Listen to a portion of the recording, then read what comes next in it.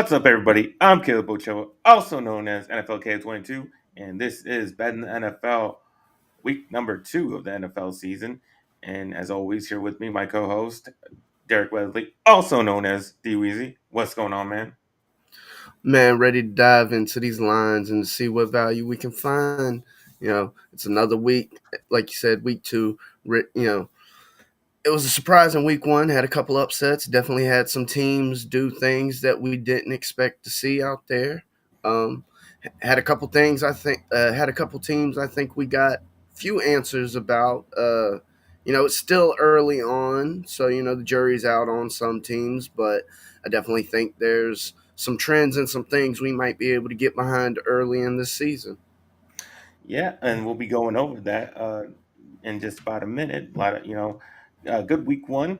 Um, won some money, lost some money, but overall entertaining. A lot of entertaining games. And we'll go into what happened on the gambling side of things because that's what we do here. I mean, this is betting the NFL. And which like we always say, we try to make you guys some money, and that's what we're gonna do. But before we get to that, we're gonna go over what happened in week 1, and we'll go what's going on. How you doing? Let's break hot take. Um, we'll be going over what happened with the home teams and the favorites against the spread. They both went 9-7. So not too interesting there. But what is interesting is that the over and unders, the unders hit 12 out of the 16 games, only 4 overs. Maybe that's not too surprising considering we kind of see this a lot in the beginning of the season. We see a lot of the unders hitting offenses, take some time to get going, and then it kind of levels out as the season goes on, and we start seeing those hovers hit. The numbers start to adjust, and the odds makers, adjust them, adjust themselves, and um, putting maybe lower scores or higher scores, whatever needs to happen. But yeah, not as many points as you might have thought. But yeah, a lot of unders hitting, and I would think for the early part of the season, you might see that trend continue. Yeah, we were definitely talking about it. Last week leading into the season opener. It's something we've touched on in the past before, and the first couple of weeks of the season, week 1 through 3, I think this is definitely something that you can look to take advantage of. Like you said, 12-4. That's a drastic number. That flat out says you could have bet every game to be played to the under, and you would have made money by a lot. Um, and I think that's reflected in some of the things we see from the changes into the preseason format, how teams approach the preseason, and I do think this is one of those season trends that we'll see to continue moving forth into the future. All right, and we'll get into how we did in week 1, starting on the season. I didn't have a terrible week. I didn't have a great week either. Just 2-2-1 push is what I did. My best pick though was the Cardinals -6 at the New Orleans Saints. They win it 20-13. Um, that doesn't say much. That my best pick was just a 1 point win on the cover there, but I didn't. Obviously, it wasn't easy as I thought it was going to be. But still, this we all knew how bad the Saints were, um, specifically how bad their offense was going to be because of their quarterback and Spencer Rattler. Um, and he was just way too inaccurate. Didn't do too much in this game. Kyler Murray, was good enough. 2 touchdowns in this game, and that was good enough to cover the spread. And yeah, I don't see really the Saints improving. So I'm looking to bet against them going into the future, even though it might have been a little tougher than I thought in this one. Yeah, well, like you said, in this game, Kyler Murray was just good enough, and I was riding with him on his rushing prop last week, and that's exactly what I got. just good enough to cash on the over, as that was coming in as my only win on the week. But with plus money being out there, this is a little bit of a deficit that we can get this back. It's still early in the season, so yeah, week one, a lot of questions out there. You're operating off a whole bunch of speculation and conjecture, and not any actual real football. Well, we got a week of real football under us, and I think moving forward, it's going to be a little easier to see through the fog out there. But you know, I definitely, as you said, Kyler Murray and the Cardinals week one, just good enough. And then my worst pick was the Dolphins plus 1.5 at the Colts. They lose it 80-33. Yeah, I just thought this was going to go the complete opposite way. I think it was a shock to most how well Daniel Jones played in that game. He was specifically the reason I was picking against them because I thought he was going to be bad as how the Dolphins played and Tua played. But he balled out 272 yards, one touchdown pass, two rushing touchdowns. Colts defense was also really great, sacking two or three times, picking them off twice. Um, it wasn't like I thought the Dolphins were a really good team or anything. I just thought the Colts would be and Daniel Jones would be that bad as the Dolphins played, and yeah, just I just did not expect, and yeah, definitely was proven wrong on that one. That was definitely probably one of the worst picks I've ever had. Yeah, I mean, I'm pretty sure we were all writing Daniel Jones off, and clearly he did not write back in week one. Now, if he keeps this up, I'm gonna have to fade him on the likelihood that this continues. But yes, I don't think there's too many souls out there that had Daniel Jones going out and having a game like he did. Never mind the fact the game we saw out of the Dolphins. I mean, that was, for lack of a better word to put it, that was a miserable game of football for the Dolphins. Um, so What's going you on, know but what's going on, my man Buck? Yes, we are the degenerates here to try and put a little money in your pocket, if not educate you along the way. But yes, moving to my worst. Well, I don't know. It's kind of a toss up between worst play because whereas we saw in Pittsburgh, you know, Aaron Rodgers throw for 4 touchdowns in his opening game against his quote unquote former team. Fortunately, not one of those seemed to find its way to DJ Metcalf. Arthur Smith, the offensive coordinator, somehow managed to find a way to make the tight ends the focal point of the offense, which might be something to pay attention to in the future. Um, but then we also had the Eagles game in the season opener, which chugging along with Saquon Barkley, and unfortunately, we see a weather delay, lightning in the area, shut the game down, get teams off the field. About an hour delay, teams come back, and it was just a completely different game after that.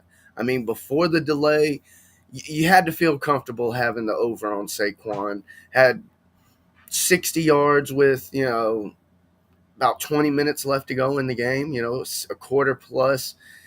Seems to be picking up 3-4 yards just about every time he touches the ball.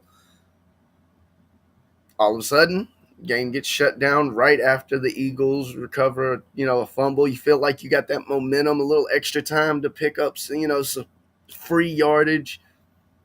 Game shut down. And unfortunately, if you somebody like me, you're sitting there with an over that didn't even come close, because after the teams came back from the delay, we saw nothing out of the rush game. And Saquon Barkley didn't even come close to his pregame total, finishing roughly about 32, 33 yards under that total. I had it bumped up a little bit, shooting for just over 100, and clearly we did not get anywhere near that number. yeah, I mean it was a credit to the Cowboys defensive coordinator to adjust because obviously the Eagles were scoring pretty easily before the delay, and then after the delay, they were just shut down completely. On both sides, the Cowboys didn't score at all either. Um, So it was like you said, it was a completely different game. Very offensive before, very defensive after, and yeah, basically that just crushed all hopes that was going to hit. All right, before we that was week one.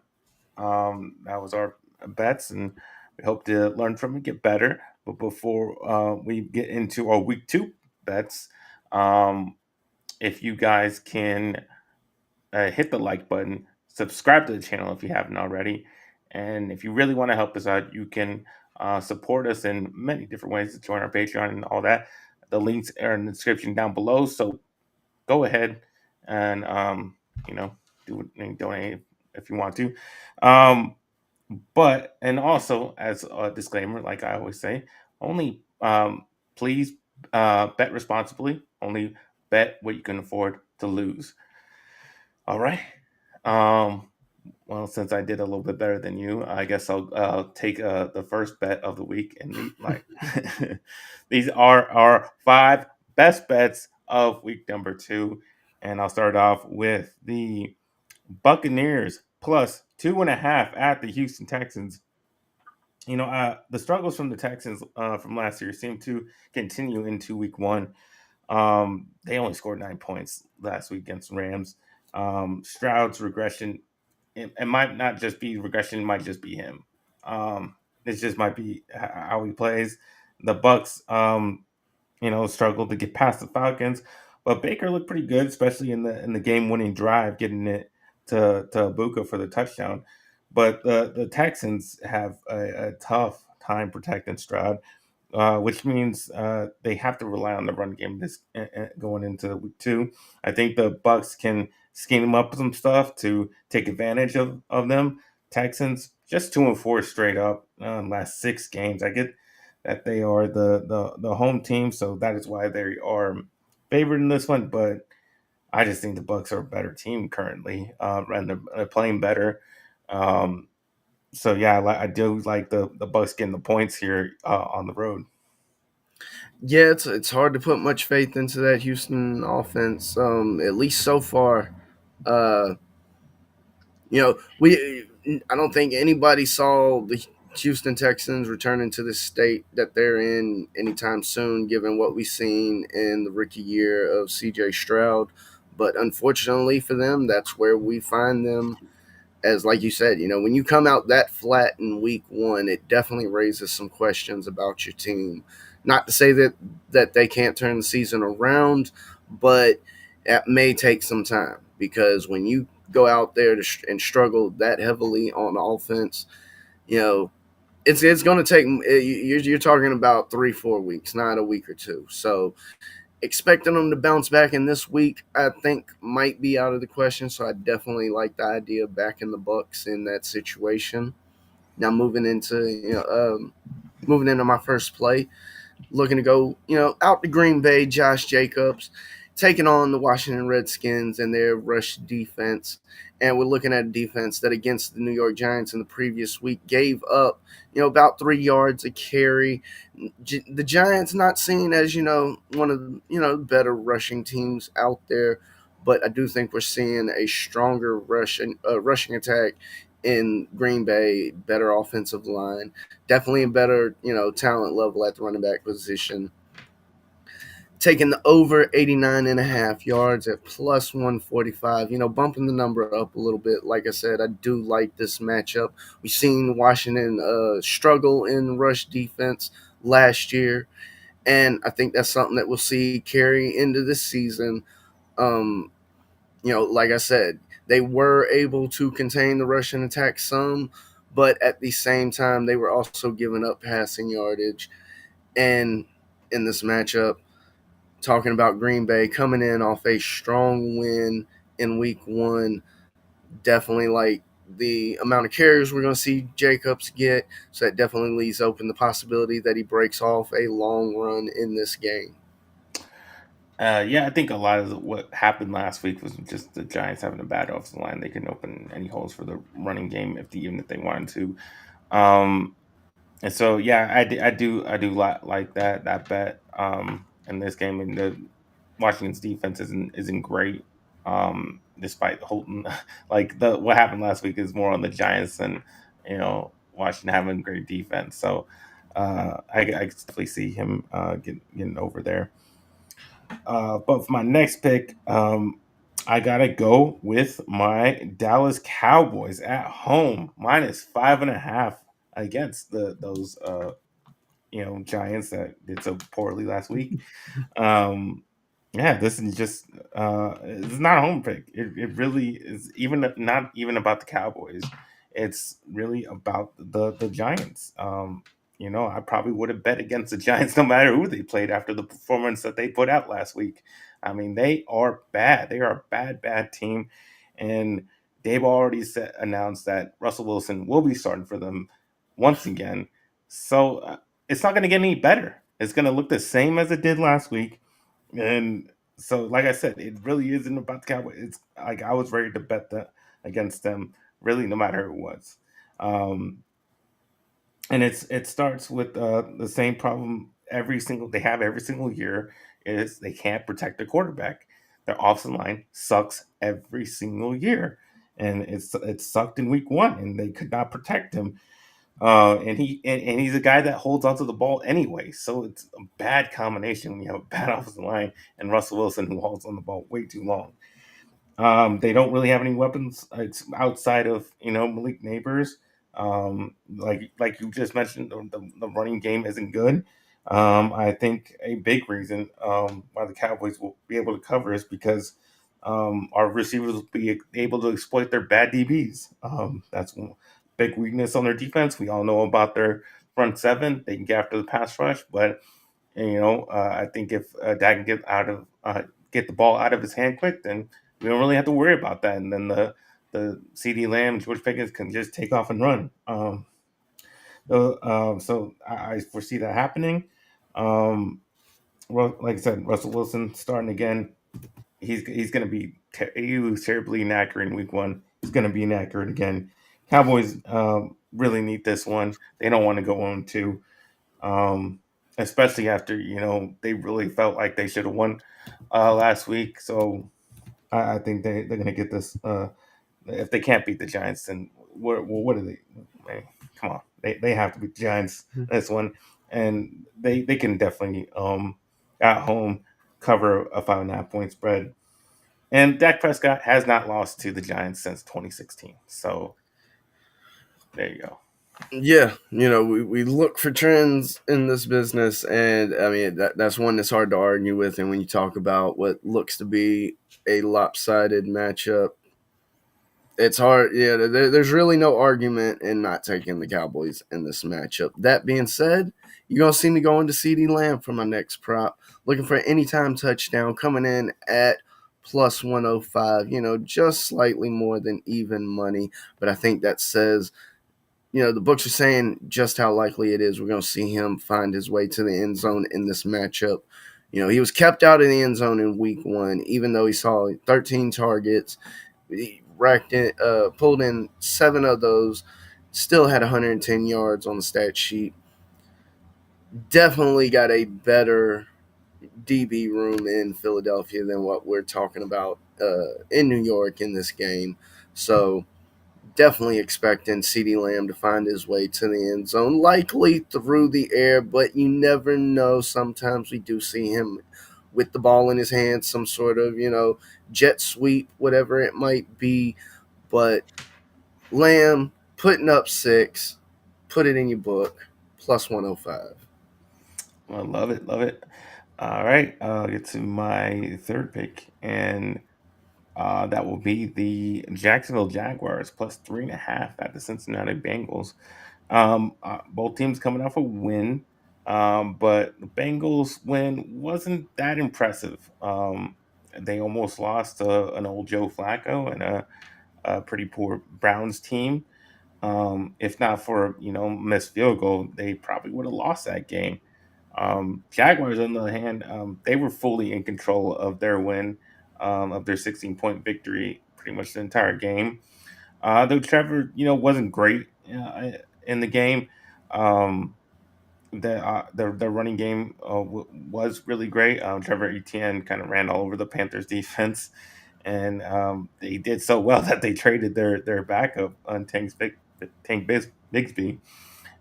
But if Trevor can, bounce back and have a better performance, then get both Brian Thomas and Travis Hunter going. That's going to be a very dangerous combination. They have the passing game going and they have the running game going. That's going to be a big problem for the Bengals defense, who, obviously, they play better than they show. But like I said, it's only week one. They can definitely go back to their old ways of last season being really, really bad. So I think that the Jaguars will get together on offense, and we'll be able to cover and be able to keep it within 3.5. So Jaguars 8-3-1 against spread in the last 12 games. So I definitely like that trend to continue. Yeah, we saw in week one Jaguars taking on, a fool's gold defense. I think, we're seeing a bit of that in week two, which I think increases the likelihood that the Jaguars can keep up with the Bengals offense in this game. That the Bengals offense, mainly the receiving core, is the main concern in this matchup, which of course it's going to be. You got Jamar Chase out there, you got T. Higgins, Joe Burrow, who, you know, might not be the best quarterback in the league, but is definitely one of the, top five, top seven caliber quarterbacks. And when you put those things together, you're going to have to keep up with them offensively. And if the Jaguars can do that going up against this bad defense of the Bengals, you know, I think it definitely makes it a little more suitable to try and take the points and take the Jags in this game. Now, you mentioned, hell, both of us mentioned just how bad the Carolina defense was in Week 1.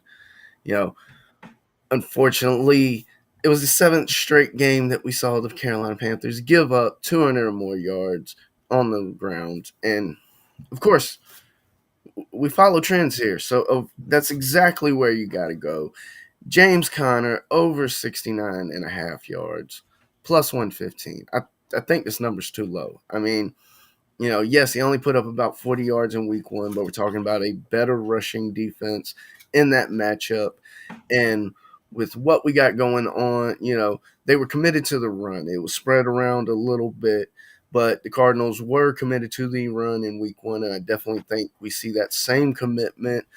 So, at minimum, I expect Connors to get the same workloads, same amount of carries, if not a little bit more, just because they could find themselves ahead in this game and try to lean on that run game.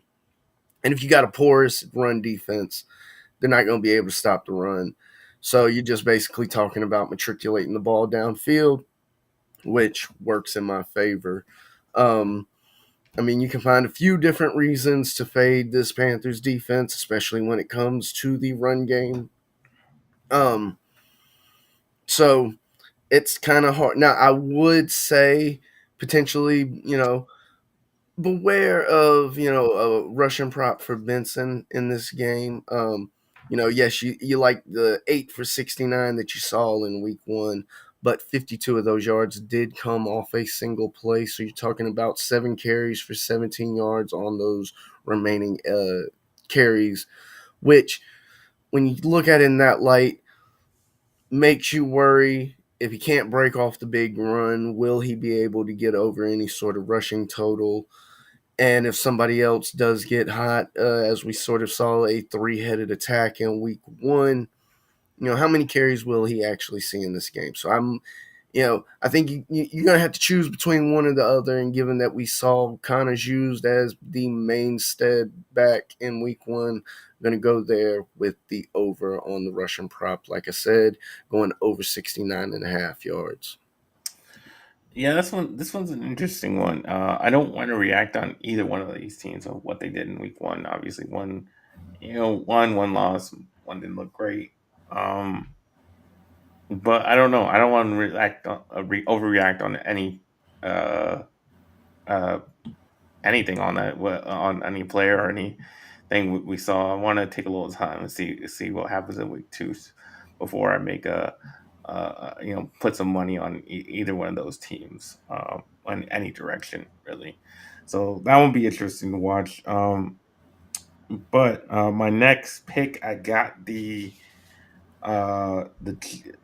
Jets +7 at home versus the Bills. Um, obviously, I think it was a surprise from what I saw from the Jets in Week One. Did not expect the type of game that Justin Fields and the Jets offense would have. You know, and I don't like what I saw from the Bills defense. Looked pretty vulnerable against that Ravens team, allowing 40 points. And we saw how good the Jets offense was scoring. And if they can build and gain some confidence off of what they did, then they can go into this week and put some points on the Bills. I also I also bet against these big spreads. I always probably take the underdog a lot of the time in these big spreads in divisional games, um, and that's usually where I go with. And this might be, like I said, I don't want to overreact, but this might be an overreaction to Week One, and on really both sides. Maybe the Bills defense isn't that bad, and it was just Lamar Jackson doing his thing, tearing them up, or if this was just a one-time performance from Justin Fields. So I might be overreacting, but +7 in the divisional game, that seems too juicy not to take. Yeah, I agree with you there. Because it's not just Fields that you have to worry about in this game. Brees Hall has shown that he has the ability to be a top-notch running back in the NFL. And that was one area that Baltimore was able to attack this Bills defense. Now, yes, it was Derrick Henry who did Derrick Henry like things, and so it's not fair to just assume Bryce Hall will go out there and do those same things. But there's given what we saw in Week One, this offense has the potential to go out there and be explosive. And if you're talking about going up against a bad defense, it's very similar to what we were saying about that Jags matchup. They don't necessarily have to win the game; they just have to stay in the game. Um, And given what we saw out of the Bills defense in week one, there's no reason to think why the Jets won't be able to hang around in a game with them. Just the other day, I had somebody ask me, about the Ravens game with the Browns, and I believe they said the spread was, 12 in and the a double half. digits. Yeah, Yeah, see, 12.5. I don't know how you don't take the Browns in this I know situation. that was one of my picks. That was one of the probably number six that got taken off. I just didn't know about that QB situation. Just still scares me. So Exactly. There's so many reasons why you would say, of course, the Ravens would blow them out. Yes, is there a chance that happens? Of course. But in the NFL, we've seen it too many times where these double-digit spreads, these big, massive spreads, it's just too easy for a team to cover it in so many different sort of ways. Especially you throw in there, you're talking about a division game. Does this mean that the Browns win it? Absolutely not. But does it mean that the Browns could potentially put up 7 to 10 points in garbage time football while the Ravens have like a 15, I mean, they 18 always point they lead? always give up big leads. So we Well, already and know and that. that's yeah, and that's another thing you have to worry about. Then you throw in what we saw in week one. Now, by no means is anybody going to say that the Browns' offense is the same on the same level as the Buffalo Bills' offense. But if you're talking about a defense coming in there and not stopping the other guys on the other side of the ball, there's no reason to believe why why they can't keep it close or at least within that spread. So when we're talking about this Bills matchup +7 division foe team that if the offense can get going, it looks like it's going to be hard to stop. Yeah, definitely got to get behind the Jets in that one. Now, in my next play, going out to the West Coast, a little AFC West matchup. We got the Chargers and the Raiders getting together. And in week one, we saw the Chargers do something that, shocked me and I think shocked a lot of other people. with the passing game that we saw out of them. Um, and I'm looking to see if we can't get a repeat of that, going to Justin Herbert over 1.5 passing touchdowns in this game. In week one, the Raiders passing defense gave up over 175 yards. And, I think we definitely have a more talented pass game with the Chargers as far as personnel than what we saw with the Raiders. Um, and if we get anything close to what we saw in week one, I definitely think, we see Justin Herbert finding the end zone at least a couple of times. Now, this is, taking this at a minus number, minus 119, fairly on par with your typical over under.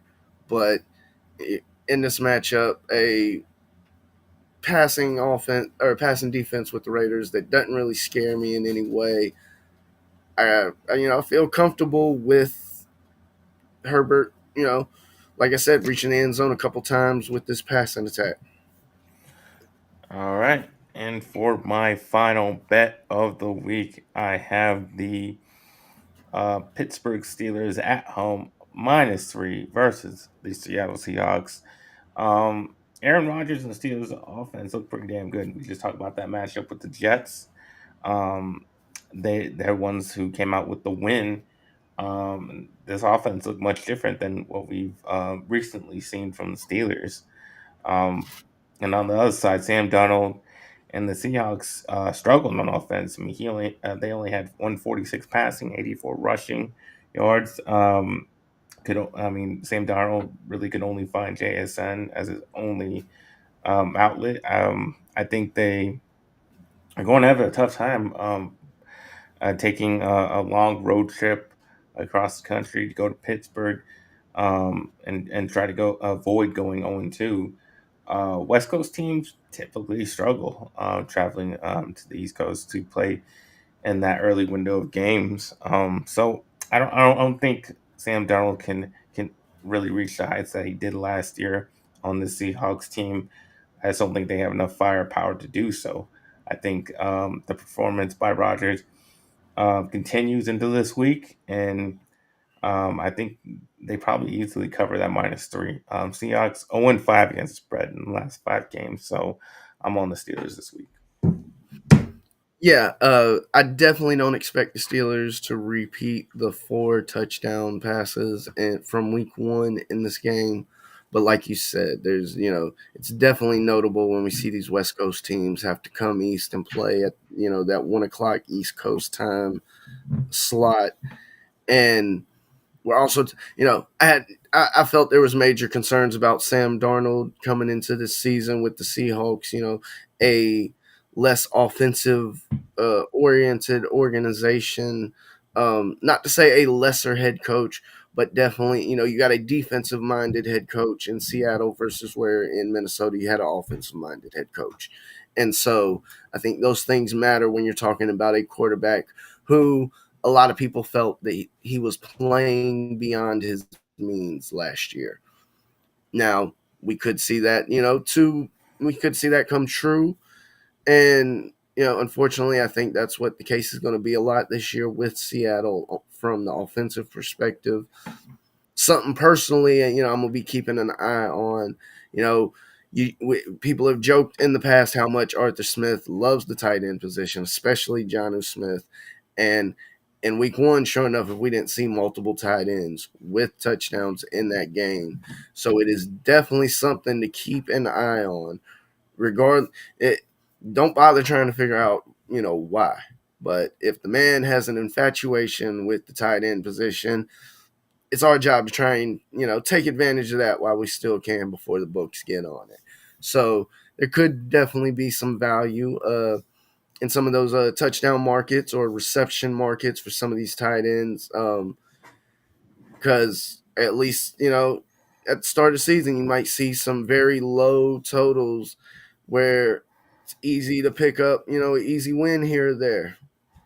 Now, going into my last play, I usually don't do this, but unfortunately, when you have a defense this bad, you just got to double dip. Going back to the Carolina game against my Panthers, yes. Going back to Kyler Murray from last week, he came in for me last week, getting over that rushing total and looking for him to do it again. We're over 39 and a half yards in this game. Now getting a very juicy plus 236 on this number, bumped it up just slightly. You know, he was able to get, he was, I think, came in just under this number week one, talking about a very poor rush defense. And that's before we even get into the possibility of him scrambling and taking off, variety of circumstances. And like I said, I expect some designed runs worked into the offensive scheme for the Cardinals to try and further take advantage of the poor rushing defense of the Carolina Panthers. So yes, going against my team in this one, hopefully they come back and still get the W, because that's the beauty of some of these props out there. Don't need my team to win outright. Don't need the Cardinals to win outright. Can get the rushing yardage, all that I want, and still see my team win. So how about that? The Panthers give up 200 rushing yards and still somehow find a way to win the game. Make everybody happy except Buck. All right. Is that all your picks?